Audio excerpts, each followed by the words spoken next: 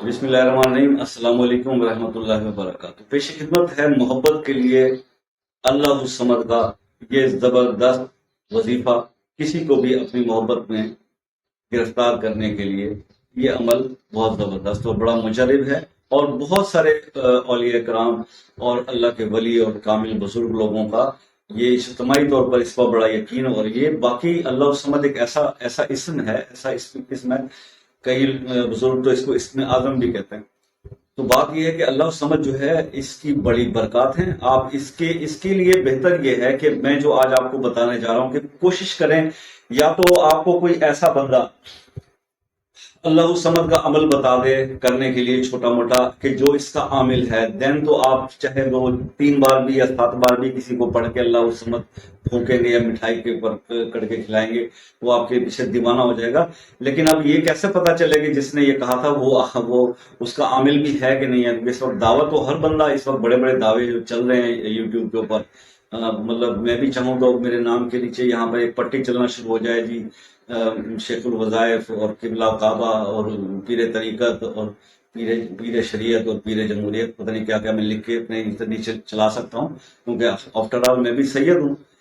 تو میرے پیچھے بزرگ بھی سارے گدیوں والے پیر ہیں۔ لیکن ایسا کرنے سے کیا، وہ پھر آپ دیکھیے، بات یہ ہے کہ وہ ہاتھ کنگن کو آرسی گیا اور پڑھے لکھے کو فارسی گیا۔ اگر فرض کریں کوئی ایسی چیز یا پاور انسان کے اندر ہے تو وہ تو پھر بتائے گا، اس کی چیز وہ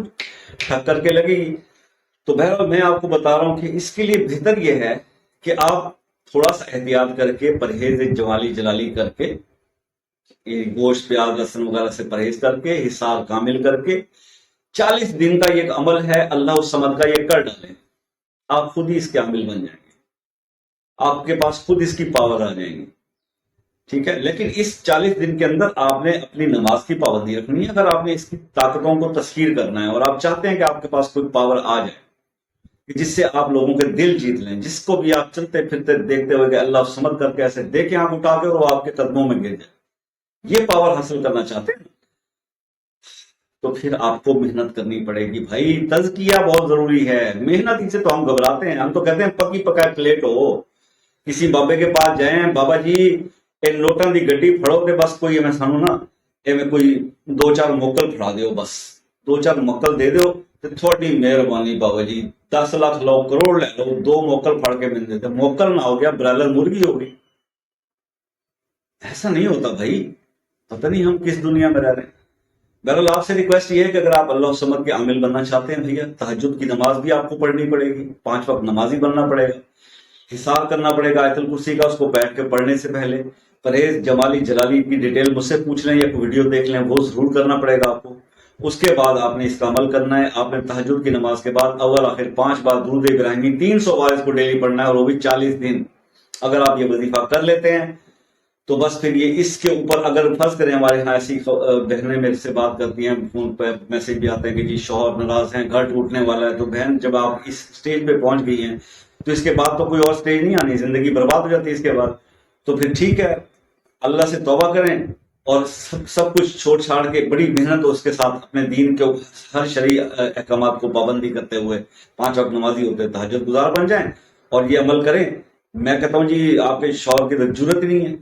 کہ وہ آپ کے ساتھ کوئی ایسا کر سکے۔ ہاں بات یہ ہے کہ اب بات آ گئی کہ اللہ کا اگر حکم یہ ہے کہ آپ کا گھر ٹوٹنا ہے، دین کیا ہو؟ دیکھیے، اللہ کا حکم اللہ ہی چاہے تو بدل سکتا ہے، اللہ ہی ہے نا، تو اللہ اپنی لکھی ہوئی تقدیر کو اللہ ہی بدل سکتا ہے۔ انسان کچھ ایسا کرے تو اللہ کے سامنے کہ ہم تو بندے ہیں، عاجز ہیں، رب تو مالک ہے کائنات، تو ہم بندہ کچھ ایسی بندگی کرے نا تو وہ پھر